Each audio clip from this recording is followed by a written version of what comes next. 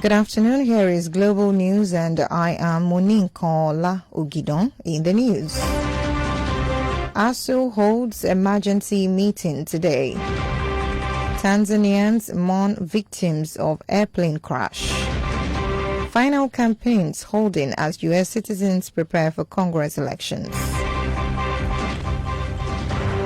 This is the news. The National Executive Council of the Academic Staff Union of Universities is set to meet in Abuja today. The meeting will be held at the union's headquarters at the University of Abuja.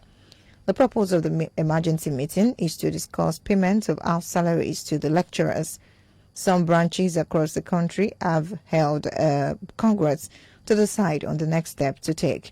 A member of the NEC who spoke on condition of anonymity said officially the national body did not tell branches to hold congresses, but many of them started calling meetings following the receipts of the amputated salary by the government.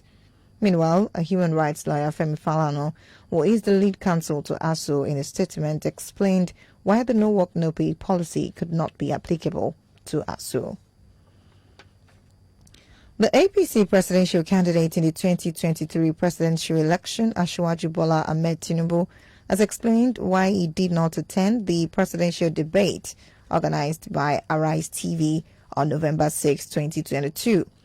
A statement by the Director of Public Affairs and Spokespersons, Tinubu Shetima Presidential Campaign Council, Festus Keyamo, says many radio and TV networks in Nigeria indicated interest to host the debate, and Tinubu will not be making selective appearances in some networks whilst ignoring others.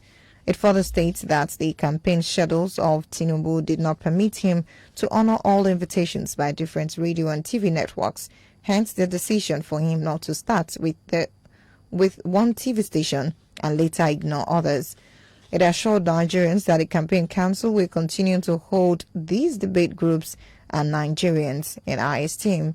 It also urges all party structures and supporters at the grassroots to continue to organize town hall meetings to educate Nigerians on the action plan of Tinubu through the grassroots approach. Away from Nigeria now, Tanzania's Prime Minister Kassim Majaliwa will on Monday lead mourners in paying their respect at a funeral service for 19 people killed after a passenger plane crashed into Lake Victoria in Tanzania. The plane crashed on Sunday morning near the shore at the end of the Bukoba Airport runway. Of the 43 people on board, there were 24 survivors, according to the operator Precision Air. The prayers will be held at the Bukoba Football Stadium, according to the area's regional commissioner, Albert Chalamila. A prominent journalist has been arrested in Senegal over accusations that he distributed information liable to harm the country's security. Pape Aleniang, who runs the news website Dakar Matin, is well known for his columns on current affairs, which are often critical of the Senegalese government.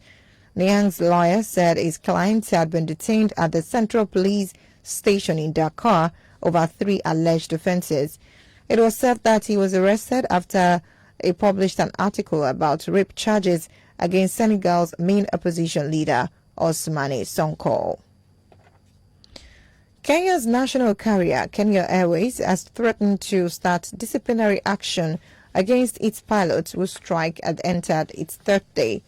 The airline maintains that the strike is unlawful, and a position that has been backed by government will say the actions of the 400 pilots amount to economic sabotage. The national carrier says it cancelled 56 flights over the weekend, affecting some 12,000 passengers. The Labour Ministry said the airline was at liberty to take necessary lawful measures against its pilots. The pilots say the strike is still in full force until their demands are met. The parties are due to appear in courts on Tuesday after the airline acquired an injunction days to the strike. Charities have branded the actions of the Italian government illegal after it prevented 250 people disembarking 2 migrant rescue ships. The new Italian Prime Minister has promised to crack down on migrants traveling across the Mediterranean Sea. Migrants set sail in small, overcrowded boats from North Africa often, and they get into distress and are rescued by charity vessels. In total, 144 people were allowed to disembark the Humanity One, which sails under a German flag on Sunday morning. President Joe Biden and ex-President Donald Trump held dueling rallies as the election to reshape Congress entered its final campaign day. Mr. Biden and Mr. Trump made their last-minute pleas to voters in New York and Florida, respectively. Momentum has shifted recently towards Republicans who are trying to wrestle both chambers from Democratic control. They are favorites to win control of the House of Representatives, but the Senate is a toss-up, polling suggests. Winning one chamber would severely hinder President Biden's legislative agenda. With the campaign in its final day, his party is braced for losses even in parts of the country where Democrats usually do well. And our sports, batter David Mellon is unlikely to be fit for England's T20 World Cup semi-final against India on Thursday. Mellon left the field after injuring his groin during England's victory over Sri Lanka on Saturday and did not bat during the run chase.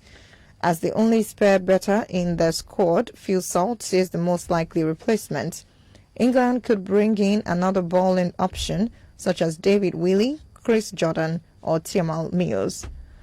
That would require moving away from the batting-heavy approach, selecting 7 frontline batters and all-rounders. England are favoured throughout the tournament so far. And now to end global news, a recap of our top stories. We told you that the National Executive Council of the Academic Staff Union of Universities is set to meet in Abuja today. The meeting will be held at the union's headquarters at the University of Abuja.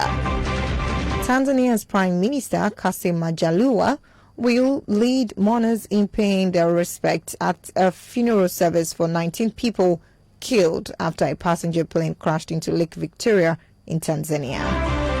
Finally, we told you that President Joe Biden and ex-President Donald Trump held dueling rallies as the election to reshape Congress entered its final campaign day. And that ends Global News as edited by Patience Ibe. I am Moninkanola Ogidan. Many thanks for listening. Good afternoon.